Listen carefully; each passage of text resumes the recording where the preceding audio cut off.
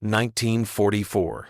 The 18th of November. A train of female German POWs rolls into an American camp, expecting cruelty, and instead they smell coffee, see clean uniforms and easy smiles, and whisper, "They're too attractive to be our enemies."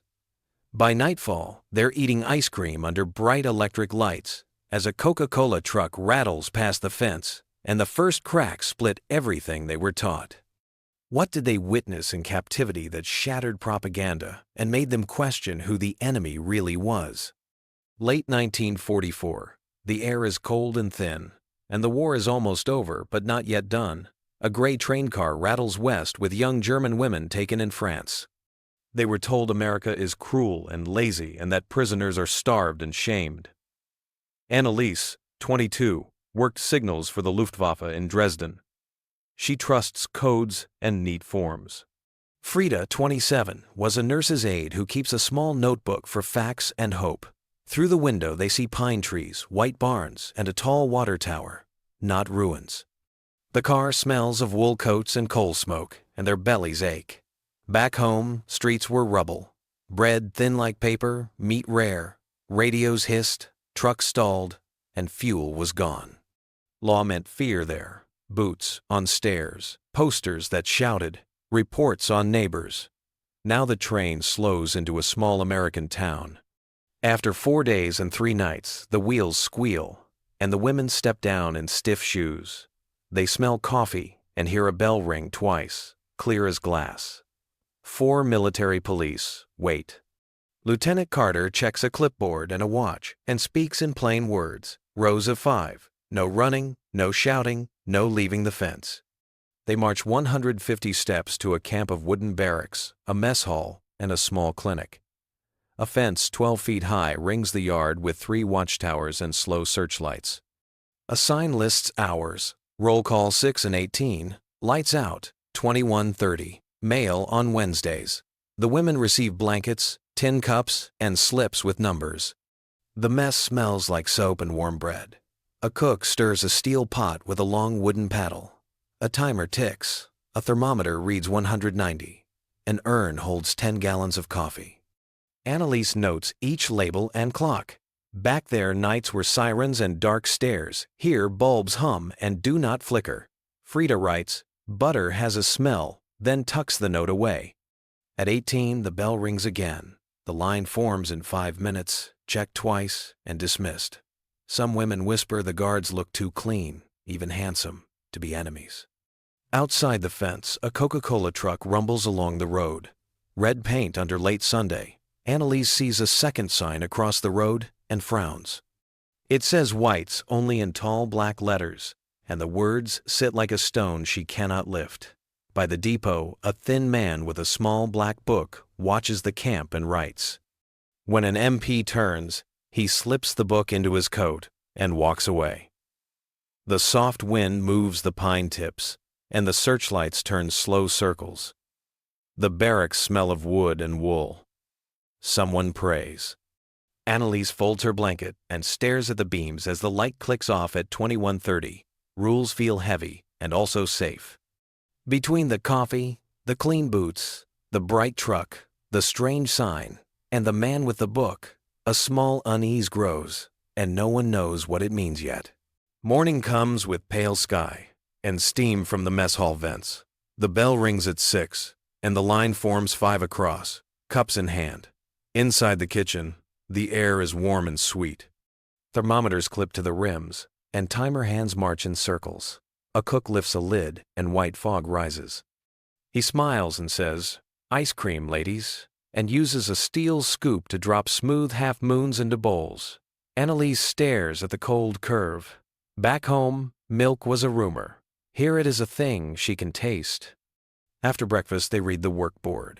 Names sit in neat rows beside tasks and hours. Frida and 3 others go to hospital. Laundry A. Anneliese and 6 more go to the cannery line. A nurse checks pulses, writes numbers, and hands out canteen slips worth 10 cents. The laundry smells like warm rain. Dryers hum, and carts roll on rails. Frida feeds sheets into a press, 4 at a time. The clock above the press reads 9:30, then 10, then 10:30 and never blinks.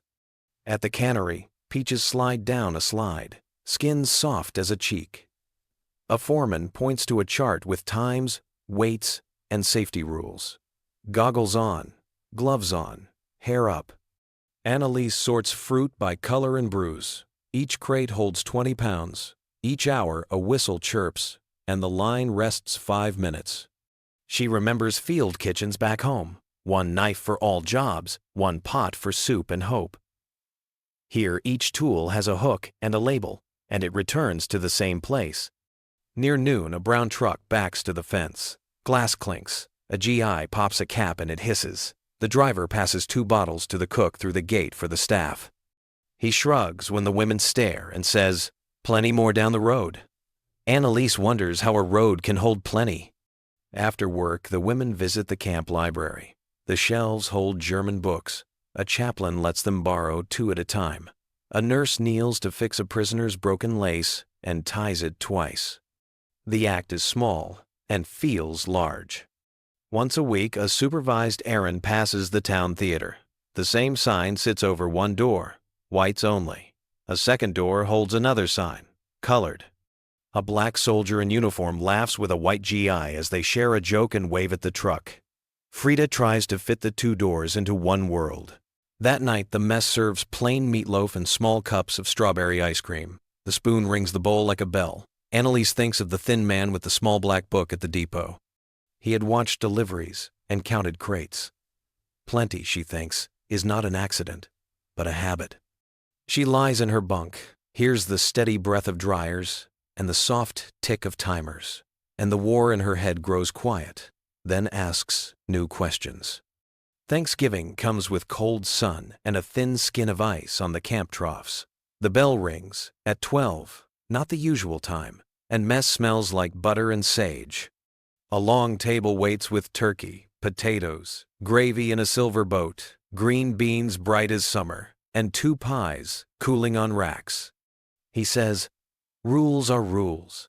Dignity is dignity," and waves them in with a small nod. Annalise holds her tin tray with both hands, because they tremble. A server gives her a slice of white meat, then dark meat, then a spoon of cranberry sauce that shines like a jewel.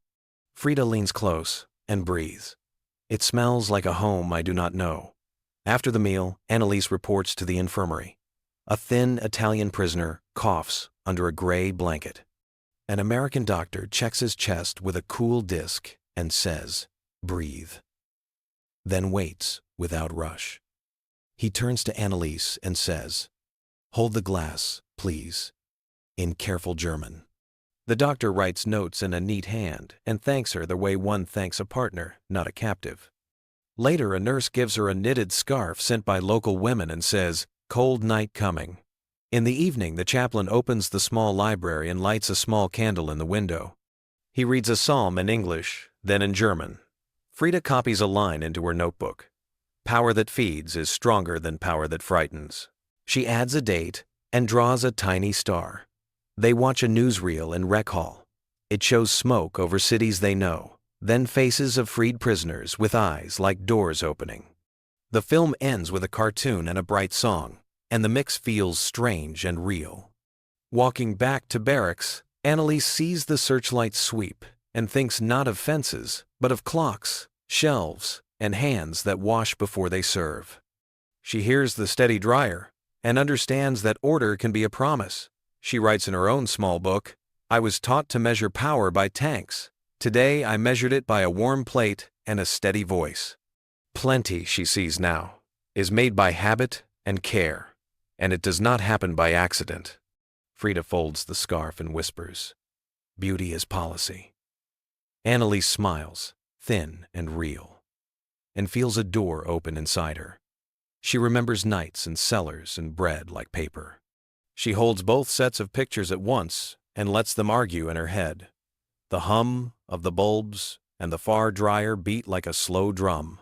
She writes one more line before lights out. Dignity given to a prisoner is a kind of truth. No one says victory. No one says defeat. In the dark, she feels the scarf by her cheek and the weight of the day in her chest. The war in her head is not over, but a wall has fallen, and new light comes through the crack. Spring 1946. The ship noses into Bremerhaven under a sky the color of old tin. Annalise stands with a small bag and Frida's scarf around her neck, the yarn rough and warm. When the gangway drops, the smell of coal and wet rope rises like an old memory. They step onto German soil and the wind cuts through their coats like a clean blade. On the slow train east, fields lie brown and flat, with long scar lines where shells fell. Annalise counts what she carried home: a Coke bottle cap, a folded cornbread recipe, a pocket Bible, and the habit of washing hands before work. In Dresden, the station clock is a black face with no hands, and her mother's building stands like a thin shell. Neighbors share one stove in a hallway. Butter is still a rumor, and meat is a story told twice. Yet she sets one nail, then another, hangs a pan on a hook, labels a jar of rye, and the room begins to feel like a promise. Frida finds a room near a church and starts a kitchen with 3 pots and a ledger. She copies the cannery rules in pencil WEIG8, date, rotate, and posts them by the door. Children line up with tin cups that shine like small moons, and the line holds quiet. She ties shoelaces twice the way the American nurse did, and teaches older girls to fold sheets so the corners kiss. When a parcel comes from the West with dried eggs and 2 tins of peaches, she opens one, saves one, and writes both in the book. In the evenings, people argue about blame and borders and what words mean now. Annalise listens and speaks in small sentences. She does not praise the camp and she does not curse it. She says, "Rules are rules, dignity is dignity," and means it for everyone in the room. She remembers the theater doors with 2 signs, and knows decency can live beside unfairness. So she joins a group to fix the orphanage roof and another to set fair rations for widows, and she asks for 1 set of doors at the clinic. Work arrives in pieces. Laundry at the hospital, records at the rail office, sweeping the church hall. She brings timers, labels, clean rags, and the habit of returning each tool to the same hook. Power, she thinks, is predictability, trains that arrive, soap on shelves, laws that hold even when you are tired. The scarf frays and the bottle cap loses its shine, but the habits stay. When Frida marries a quiet carpenter, their first gifts are a good broom and a kitchen timer that ticks loud enough to hear from the yard. Their son learns to stack wood, to label jars, to shake hands, and to look people in the eye. One night he asks, "Mother, were they the enemy?" Frida thinks of ice cream and a steady voice, and says, "They showed me another way. What I learned in captivity was not to love another flag, but to love the work that keeps a table set for strangers and kin alike." And what we should remember is this: ordinary decency, repeated every day, can rebuild a life the way nails rebuild a wall on days that feel hopeless.